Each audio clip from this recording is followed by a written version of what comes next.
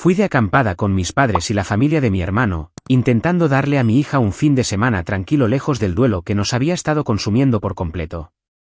Pero después de un corto paseo con mi niña de 10 años, regresamos a un claro vacío. La gente, las tiendas de campaña, la comida, los coches habían desaparecido. Sin cobertura de móvil, sin huellas que tuvieran sentido. Solo una nota sobre la mesa que decía, esto es lo mejor. Confía en mí. Ese fue el momento en que me di cuenta de que mi propia familia nos había dejado para morir en el bosque. Y 10 días después, se arrepintieron de cada segundo. Mi nombre es Sion, y esta es la historia que nunca pensé que viviría para contar. Antes de compartir mi historia, quiero saber que estáis aquí conmigo. Simplemente decid, escuchando, en los comentarios o decime dónde estáis.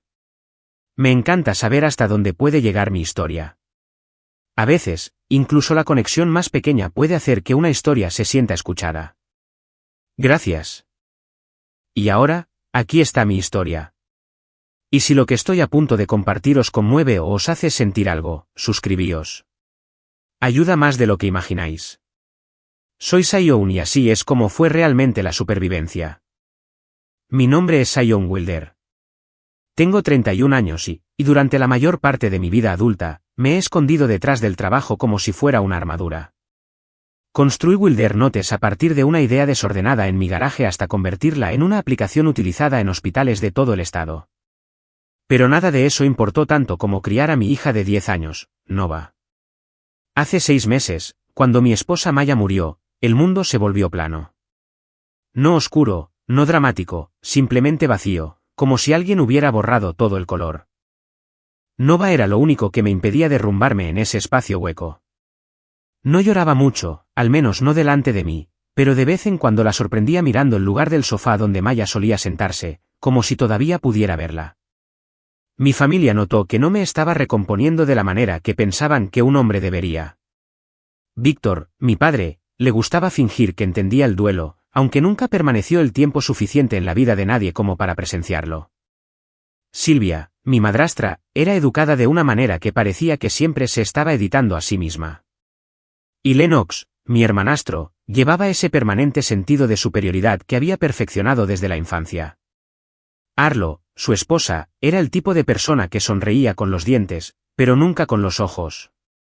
Había pasado años tratando de fingir que éramos una familia normal, pero la verdad era más simple, siempre había sido el que estaba ligeramente fuera del marco. Así que, cuando sugirieron un viaje de acampada familiar en el Bosque Nacional Bridgeton, mi primer instinto fue decir que no. Le dije a Víctor que no era un buen momento, que Nova tenía proyectos escolares, que yo tenía plazos. Me interrumpió con un, necesitas abrirte de nuevo, hijo. Silvia continuó, a Nova le encantará el aire fresco. Lo hicieron sonar como una misión de rescate. Quizás lo fue, quizás no. Pero la cara de Nova se iluminó cuando lo escuchó, y eso fue suficiente para que yo aceptara. A pesar del nudo que se apretaba en mi pecho, los días previos al viaje fueron un torbellino de hacer maletas y dudas. Nova no paraba de traerme pequeñas cosas. Quería llevar su cuaderno de bocetos, una linterna con forma de zorro, la foto de Maya que guardaba en su cajón. Metí mi propia foto de Maya en mi mochila cuando Nova no miraba. Mientras cerraba la cremallera de la bolsa, una extraña sensación me oprimió las costillas. Algo en este viaje se sentía mal. Un ritmo ligeramente desacompasado. Lo ignoré. Me dije a mí mismo que estaba proyectando. Me dije que el duelo había reconfigurado mis instintos. Pero entonces llegó un correo electrónico del sistema de seguridad interno de Wilder Notes, sus permisos de acceso han sido modificados. Sin explicación, sin contexto. Volví a comprobar, actualicé la página, pero la alerta desapareció como si nada hubiera pasado. Supuse que era un fallo del software.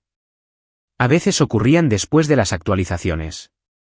Pero una parte de mí se congeló, una conciencia silenciosa y fría deslizándose por mi espalda. Cerré mi portátil y me negué a pensar más en ello. La mañana que nos fuimos, subí a Nova al vehículo utilitario deportivo y miré hacia la casa, nuestra casa. Pero de repente sentí como si estuviera saliendo de un mundo para entrar en otro. Me repetí a mí mismo que era solo un viaje familiar, un fin de semana destinado a ayudarme a respirar de nuevo. Pero a medida que nuestros neumáticos dejaban el asfalto y rodaban hacia el bosque, no podía quitarme la sensación de que llevaba más que bolsas y leña conmigo. Llevaba tensiones no dichas, viejas heridas y una sospecha que no podía nombrar. No sabía que estaba caminando directamente hacia el momento en que mi vida se dividiría limpiamente en un antes y un después. Bridgerton se abrió ante nosotros como una pintura, lagos lisos como el cristal, picos todavía espolvoreados con nieve tardía y altos pinos meciéndose como si nos dieran la bienvenida. Nova salió del coche antes de que yo apagara el motor, corriendo hacia el claro con una vitalidad que no había visto en meses. Su risa resonó entre los árboles y, por un momento, solo un momento, me permití relajarme. Todos actuaron más cálidos de lo que esperaba. Víctor me dio una palmada en la espalda como si no lleváramos décadas de tensión sin resolver. Silvia desempacó la comida con una sonrisa serena. Lennox bromeó con Nova, subiéndola a sus hombros. Incluso Arlo parecía más relajada, conversando mientras desenredaba la cuerda para las lonas. Casi parecía una familia que reconocía, una que solía imaginar que podríamos ser. Pero pequeñas grietas se formaron cuanto más los observaba. Cuando le pregunté a Lennox cómo iba su empresa, evitó el contacto visual y cambió de tema. Silvia se inclinó hacia Víctor, susurrando bruscamente hasta que notaron que yo estaba cerca, y entonces se detuvieron abruptamente. Traté de concentrarme en enseñarle a Nova cómo construir una pequeña hoguera. Sin embargo, cada vez que miraba por encima del hombro, sorprendía a Lennox observándome, no con afecto fraternal, sino con una expresión calculadora, como si estuviera evaluando algo que no estaba listo para decir. Durante la cena, hablaron de seguir adelante, de nuevos comienzos, de borrón y cuenta nueva. Asentí, asumiendo que intentaban animarme, pero el tono también era extraño. Demasiado ensayado, demasiado final, como si se estuvieran preparando para un final que no se había pronunciado en voz alta. Después de que terminamos de comer, Nova y Max persiguieron luciérnagas mientras los adultos se quedaban alrededor del fuego. Fue entonces cuando Arlo se inclinó hacia mí, su voz suave pero afilada en los bordes. Al menos no tendrás que cargar con todo solo para siempre, murmuró. Había algo en su tono. Certeza, quizás lástima, quizás algo completamente diferente que hizo que se me erizara la piel. Le pregunté qué quería decir, pero ella solo sonrió y se levantó como si no hubiera dicho nada inusual. Traté de quitármelo de la cabeza y concentrarme en Nova. Estaba de pie junto al fuego asando un malvavisco con ambas manos, entrecerrando los ojos en concentración. Verla así, sana, viva, esperanzada, abrió un agujero en la grisura que me había tragado desde que Maya murió. Recordé noches en las que los tres nos sentábamos junto a la chimenea en casa y por un segundo, sentí que podía respirar de nuevo. Más tarde, en nuestra tienda, Nova se durmió casi al instante, acurrucada a mi lado. Escuché su suave respiración, el constante susurro del viento rozando la lona, y una frágil paz se apoderó de mí. Quizás había juzgado a mi familia con demasiada dureza. Quizás lo estaban intentando, a su manera imperfecta. Pero ese pensamiento se desvaneció en el momento en que salí a buscar agua. El bosque estaba en silencio, demasiado silencio, y la luz de la luna reveló un rastro de huellas que conducían hacia los bosques del norte. Eran más profundas, más grandes y en ángulo en una dirección que ninguno de nosotros había caminado. Cuando la señalé a la mañana siguiente, Lennox le restó importancia, diciendo, probablemente pasó un guardabosques. Su tono era tenso, su mandíbula apretada, y algo en mí se puso en alerta. No lo sabía entonces, pero esas huellas eran la primera señal de que el fin de semana no era lo que decían que era. Que lo que fuera que estuvieran planeando, yo estaba caminando directamente hacia ellos sin tener ni idea. Nova me despertó antes del amanecer, tocándome el hombro con esa ansiosa determinación que solo una niña de 10 años puede tener. Quería ver la luz de la mañana desde el mirador que le había señalado el día anterior. Parte de mí quería quedarse envuelto en el fino calor del saco de dormir, lejos del frío y del peso que sentía en el pecho. Pero ella ya se estaba atando las botas, con el pelo desordenado y los ojos brillantes. Asentí y la seguí hacia el aire fresco.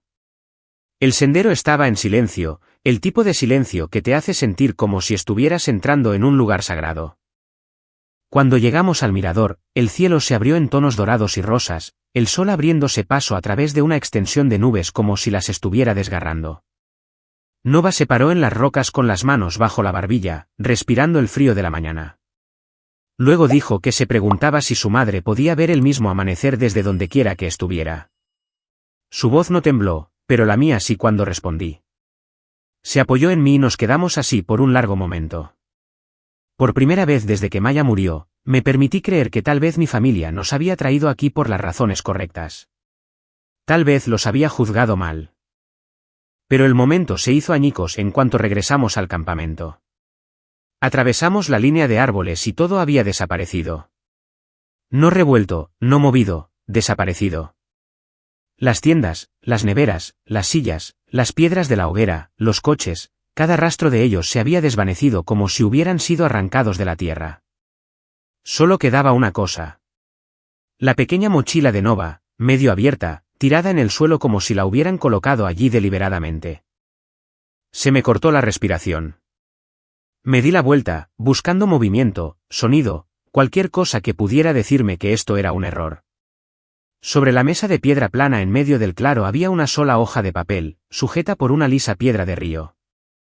La levanté con los dedos entumecidos. La letra era de Lennox. Esto es lo mejor. Confía en mí. 10 palabras. 10 palabras que abrieron un silencio tan fuerte que podía oír mi pulso en mis oídos. Nova me agarró la mano y preguntó qué significaba. No respondí porque no sabía cómo. Mi mente se revolvía, corriendo a través de posibilidades. Quizás fueron a buscar ayuda. Quizás tuvieron una emergencia. Quizás era una broma de mal gusto. Pero ninguna de ellas se sostenía. Ninguna explicaba por qué nuestras pertenencias habían desaparecido. Ninguna explicaba por qué solo quedaba la mochila de Nova. Entonces me fijé en el suelo. A lo largo del borde del claro había huellas de neumáticos que se alejaban del sitio, pero no hacia la carretera principal. Se desviaban en una dirección que no reconocí, más adentro del bosque en lugar de hacia afuera. Y cerca de las huellas, medio enterrada en la tierra, había una pequeña tarjeta de plástico, la llave de una habitación de un hotel en Jackson Hole. Ninguno de nosotros la había usado. La giré en mi mano, sintiendo el plástico calentarse contra mi palma. Se me encogió el estómago. Alguien más había estado aquí, alguien que no debería haber estado. Nova me tiró de la manga, con los ojos muy abiertos. Preguntó si iban a volver. Le dije que no estaba seguro, pero la verdad me oprimía las costillas, no iban a volver. Nos habían dejado aquí deliberadamente, y cualquiera que fuera la razón que pensaran que lo justificaba, no tenía nada que ver con ayudarme a sanar. En el momento en que comprendí que estábamos solos, algo dentro de mí cambió. El duelo, la confusión, el shock, tenían que hacerse a un lado. No tenía espacio para nada más que la supervivencia y el instinto de proteger a mi hija. Revisé lo poco que nos quedaba. La botella de agua medio vacía de Nova, mi navaja, un mechero, una chaqueta y algunos restos de comida. No era suficiente para durar ni 2 días.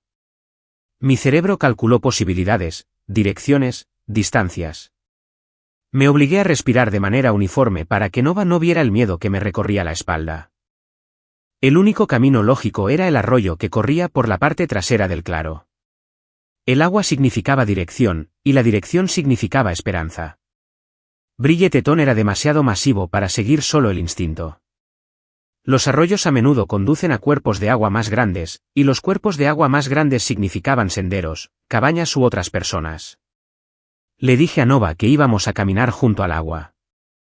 Ella asintió, confiando en mí de una manera que dolía mirar. A última hora de la tarde, habíamos montado un pequeño campamento junto al arroyo. Le enseñé a filtrar agua con carbón de un tronco quemado y tiras de tela de mi camisa. Me preguntó por qué la familia nos había dejado. Traté de responder, pero nada sonaba cierto, ni siquiera para mí. Esa noche, ella se durmió rápidamente, pero yo permanecí despierto escuchando cada sonido. El bosque ya no se sentía pacífico. Se sentía vigilante. Al segundo día, nuestra energía disminuyó. Mis piernas temblaban bajo el peso de la mochila. Nova comenzó a reducir la velocidad, arrastrando los pies sobre las rocas. Encontré un grupo de vallas que me resultaron familiares, pero verifiqué cada detalle contra las reglas de recolección que Maya me enseñó una vez. Si me equivocaba, ambos pagaríamos. Le di a Nova unas cuantas y guardé el resto para más tarde. Cuando continuamos moviéndonos, vi un trozo de tela enganchado en una rama cerca del arroyo. Un trozo de un viejo pañuelo, rasgado recientemente, manchado con barro fresco. No era nuestro. Alguien más había pasado por aquí no mucho antes que nosotros. Al tercer día, el cielo se oscureció temprano. La lluvia golpeó las copas de los árboles, volviendo el suelo resbaladizo. Estaba buscando refugio cuando Nova me agarró del brazo, señalando unas profundas marcas de garras talladas en el tronco de un pino. Un oso negro, demasiado cerca. La levanté y trepé a una rama baja y ancha, apretándola contra mí mientras me sostenía con un brazo.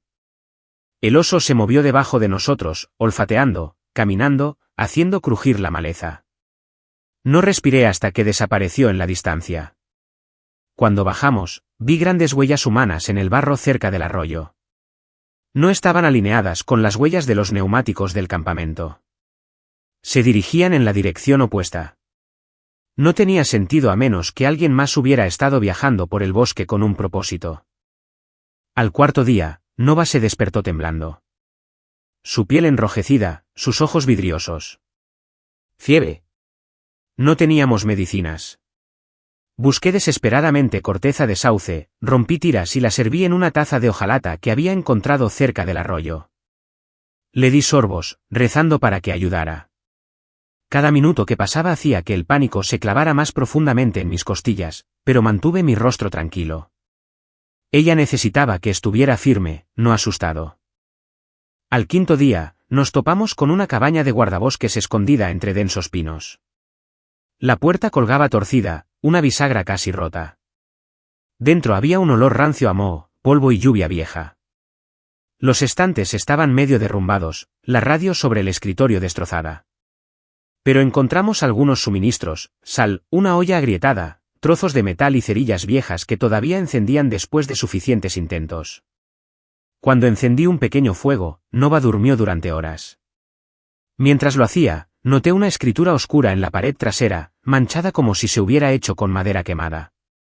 El mensaje decía: no confíes en aquel con quien viniste. Un escalofrío me recorrió. Quienquiera que lo escribió no se había ido hacía mucho. Al día siguiente, mientras buscaba en los cajones de la cabaña, encontré un recibo doblado de un hotel en Jackson Hole. La firma al final se parecía inquietantemente a la letra de Silvia.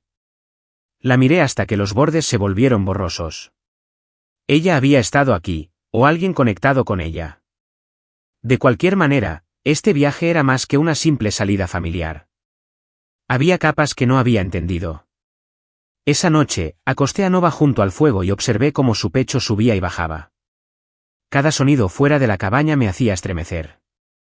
Me di cuenta entonces de que el bosque no era solo naturaleza salvaje. Estaba escondiendo secretos, movimientos, intenciones que aún no entendía. Y lo que sea que mi familia hubiera hecho, no eran el único peligro en el que nos habíamos metido. La lucha por nuestras vidas apenas había comenzado. Dejar la cabaña fue una de las decisiones más difíciles que he tomado, pero sabía que no podría protegernos para siempre. Las paredes eran delgadas, el techo se hundía, y cada crujido en la madera me hacía sentir como si el propio bosque me estuviera advirtiendo que no me quedara quieto. Nova estaba demasiado débil para caminar mucho, así que la subí a mi espalda, até sus brazos suavemente alrededor de mis hombros y cargué con lo poco que habíamos rescatado de la cabaña.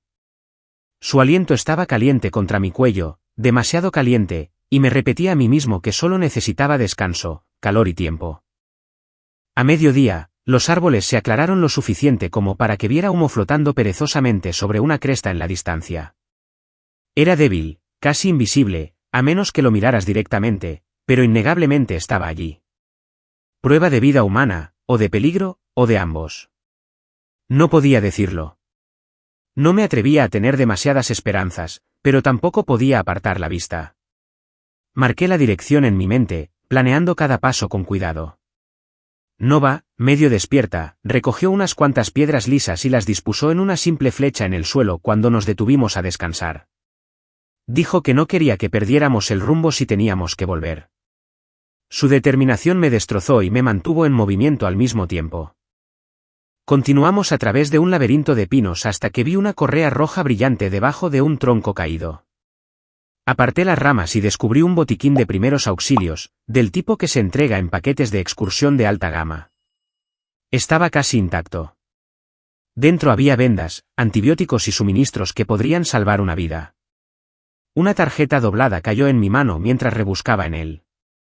Cuando la abrí, se me apretó el estómago. Era una tarjeta de membresía de un gimnasio con el nombre de Lennox. El bosque de repente se sintió más pequeño, más apretado, como si los árboles estuvieran escuchando. Esa noche, el viento cambió, más frío que antes.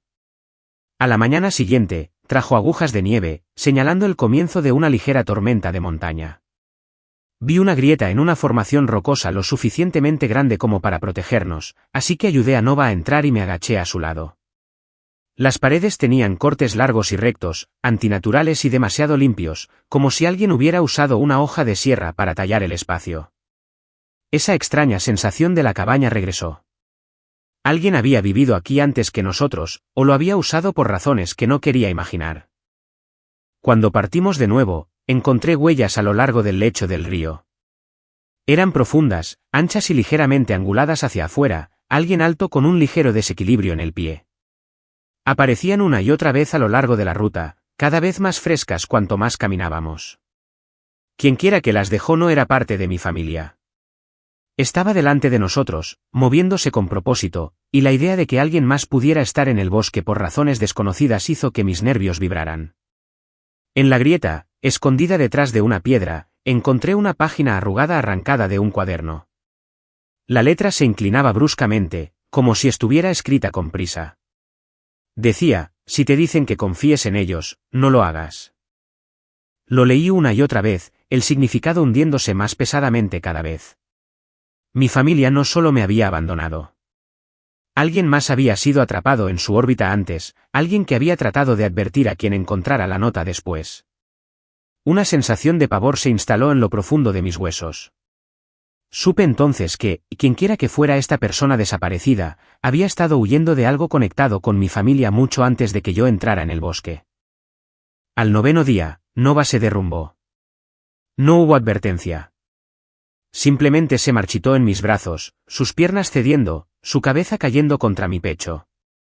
La llevé a través del viento amargo, hablándole incluso cuando no podía responder, rogándole que se mantuviera despierta. Cada paso se sentía como una vida entera, y cada aliento quemaba como el hielo.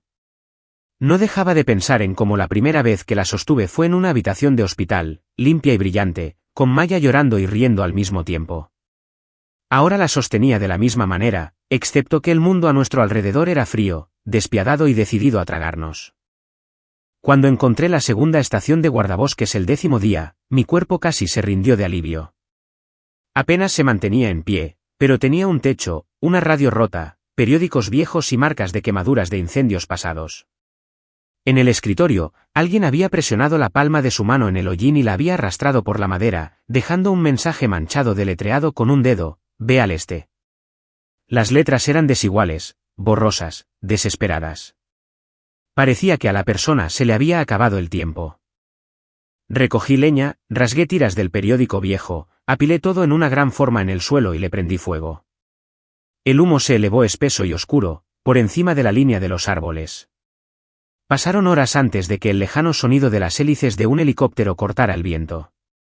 Cuando la aeronave finalmente circuló sobre nosotros y el equipo de rescate bajó un arnés, sostuve a Nova con fuerza mientras la subían primero, su pequeño cuerpo colgando sobre los árboles. Por primera vez en 10 días, me permití creer que podríamos vivir. Pero mientras los veía subirla a la cabina del helicóptero, también supe que esto era solo el comienzo. El bosque me había mostrado la verdad. Ahora tenía que enfrentarme a las personas que nos pusieron allí. Desperté con el olor a desinfectante, el débil pitido de la maquinaria y un dolor agudo en el pecho, como si me hubiera tragado toda la tensión de los últimos 10 días. Las luces del hospital eran demasiado brillantes, las sábanas demasiado blancas, el silencio demasiado limpio. Nova yacía a mi lado en una cama separada, con una vía intravenosa en el brazo y el color volviendo a sus mejillas. El alivio me golpeó tan fuerte que casi sollocé. Pero antes de que pudiera asimilar por completo la seguridad del momento, un hombre con un traje oscuro apareció al pie de mi cama, su placa brillando bajo las luces fluorescentes.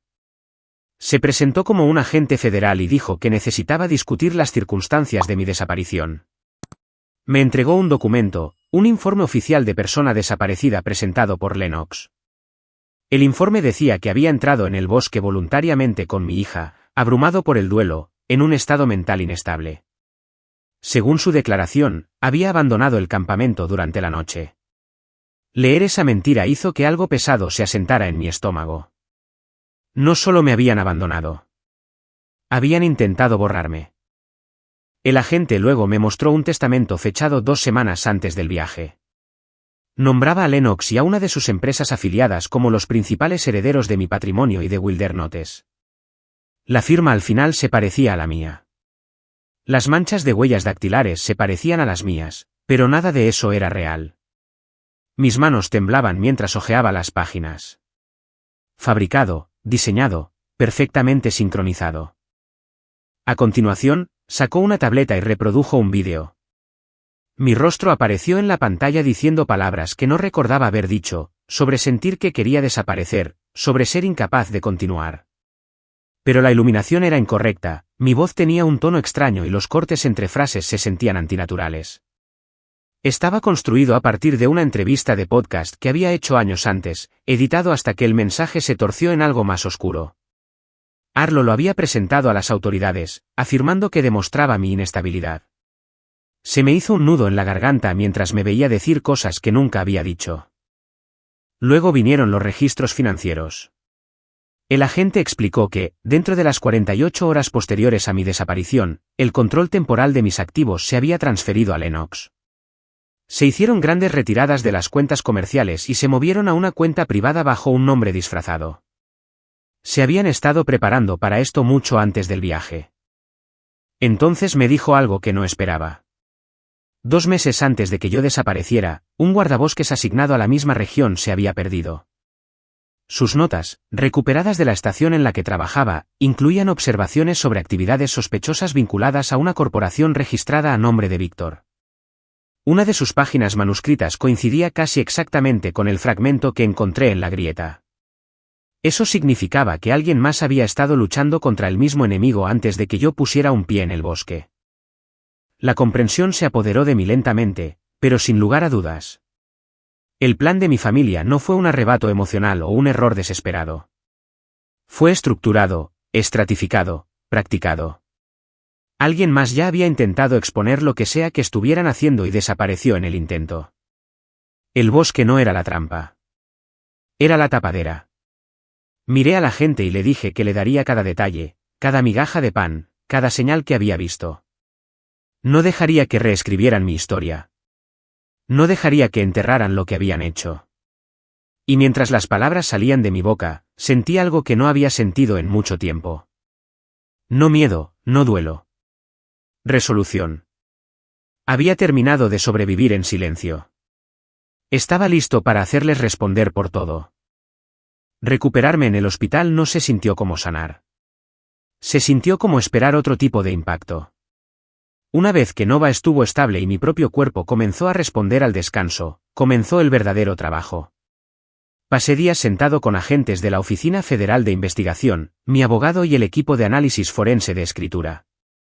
Cada reunión se sentía como volver al bosque, excepto que esta vez no luchaba contra el frío o el hambre, sino contra secretos, mentiras y el pesado peso de la evidencia. Recopilé todo lo que pude.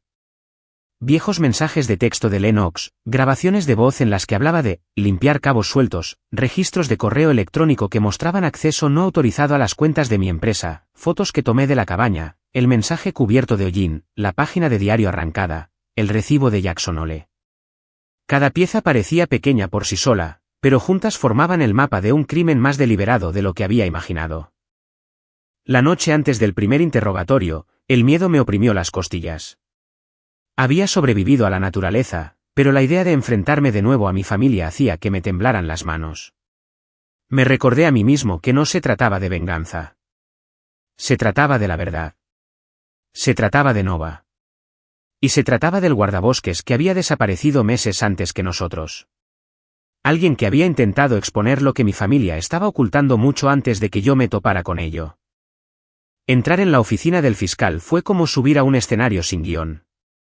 Víctor se sentó con la espalda rígida. Silvia apretaba un pañuelo que no necesitaba. Lennox se reclinó como si fuera el dueño de la habitación. Y Arlo se cruzó de brazos, mirándome con una sonrisa burlona que no se molestó en ocultar. Ninguno de ellos parecía arrepentido. Parecían molestos, incomodados, como si yo fuera un problema que había vuelto de entre los muertos. Comenzamos con la evidencia, y el primer golpe llegó rápidamente. Puse el recibo del hotel de Jackson Hole sobre la mesa. La firma serpenteante de Silvia al final. El fiscal explicó claramente que el recibo estaba fechado en la mañana en que nos abandonaron. El rostro de Silvia perdió todo el color, su mano temblaba mientras intentaba tragar. Por primera vez, vi el miedo parpadear a través de su compostura. Luego vino el vídeo. Un experto en forense digital explicó cómo el clip presentado por Arlo había sido alterado usando herramientas de inteligencia artificial para que pareciera que yo hablaba de querer desaparecer. Recorrió la sala mostrando los fotogramas manipulados, la iluminación desigual y las frecuencias de audio irregulares. La confianza de Arlo se resquebrajó. Su mandíbula se apretó, sus dedos temblaron, y apartó la vista cuando el fiscal le pidió que explicara por qué había presentado pruebas manipuladas bajo juramento. Luego vinieron los extractos bancarios. El fiscal los deslizó sobre la mesa hacia Lennox, los números impresos en negro intenso, mostrando exactamente cuándo y cómo retiró más de $200.000 inmediatamente después de mi desaparición. Sus excusas se desmoronaron cuanto más hablaba. Tartamudeó, se contradijo a sí mismo y finalmente se quedó en silencio cuando el fiscal le preguntó por qué movió el dinero a una cuenta oculta solo días después de presentar mi informe de persona desaparecida. Entonces, la Oficina Federal de Investigación presentó la pieza más devastadora, las páginas de diario arrancadas recuperadas de la grieta rocosa. El experto en caligrafía confirmó con alta probabilidad que pertenecían al guardabosques desaparecido, Jared Miles. Las notas describían su investigación sobre las operaciones comerciales de Víctor y la actividad sospechosa en Bridgeton. La atmósfera en la sala cambió. Incluso Arlo dejó de respirar por un momento. Las palabras dejaban claro que Jared había descubierto algo peligroso, algo que creía que involucraba a mi familia, algo que no vivió lo suficiente para revelar por completo. Víctor trató de hablar, luego desvió la culpa hacia Lennox, afirmando que el duelo por Maya me había vuelto inestable, que solo había intentado intervenir antes de que ocurriera una tragedia. Lo miré a los ojos y sentí que algo dentro de mí se estabilizaba. Le dije claramente, no me salvaste. Planeaste que no regresara. El silencio que siguió fue agudo. Y fue entonces cuando Silvia finalmente se derrumbó.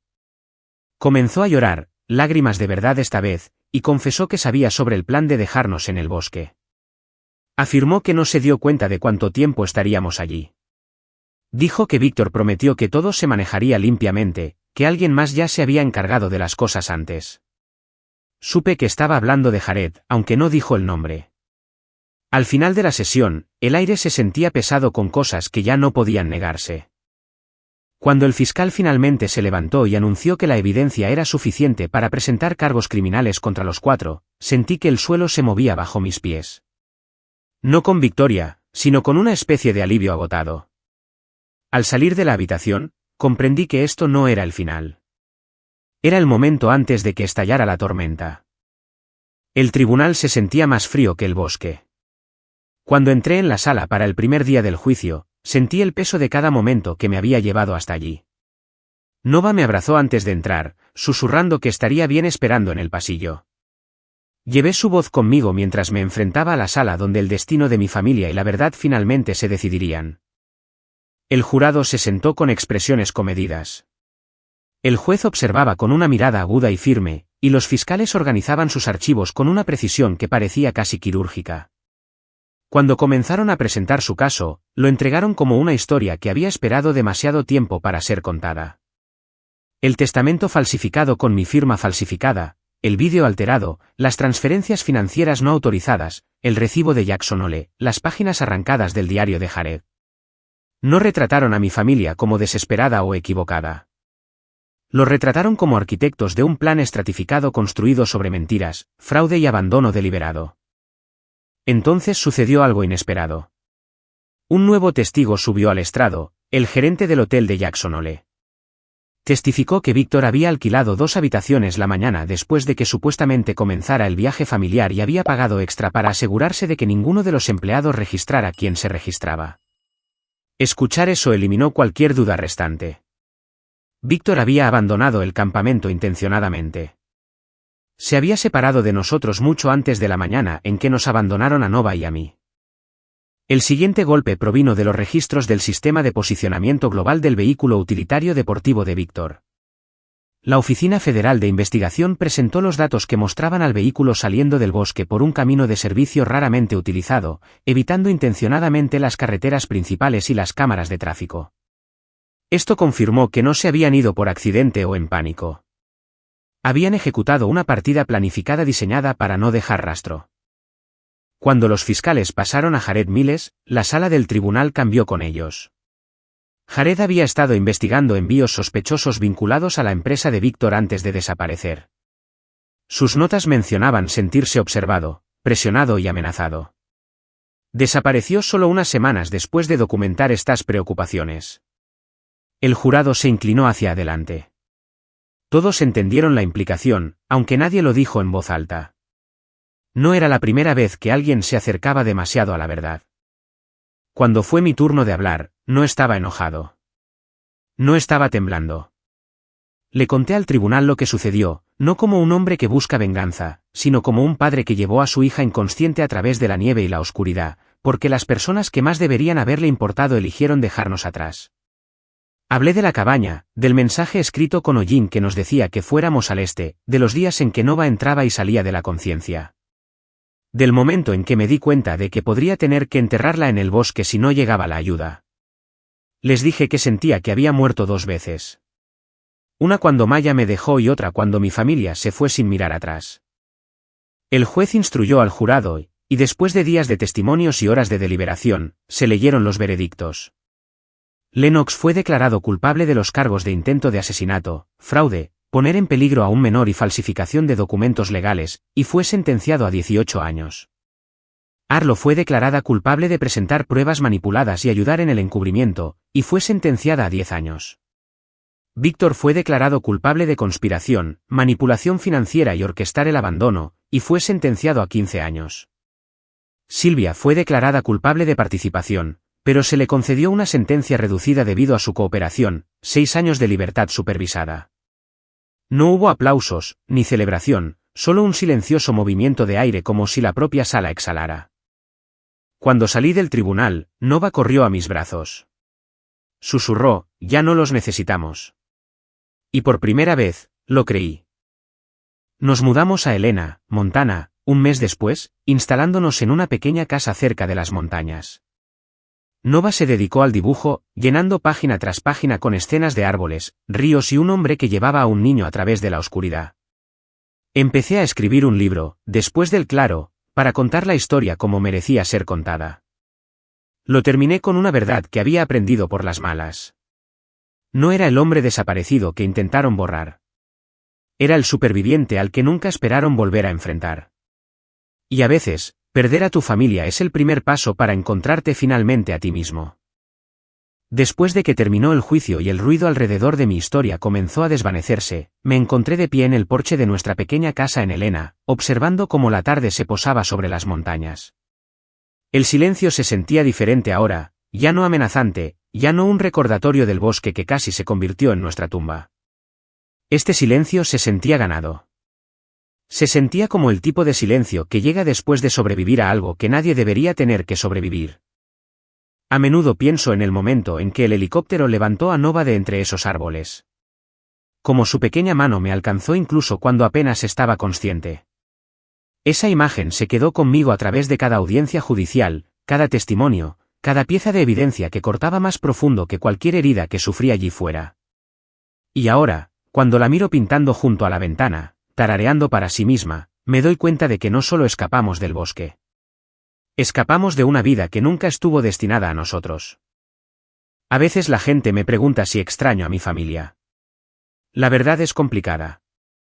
Extraño la idea de ellos, la versión a la que me aferré durante tanto tiempo, creyendo que algún día se preocuparían de la manera en que se supone que las familias deben hacerlo. Pero la realidad casi nos mata. Dejar ir no fue una elección. Fue un instinto de supervivencia. Y en ese dejar ir, descubrí algo inesperado.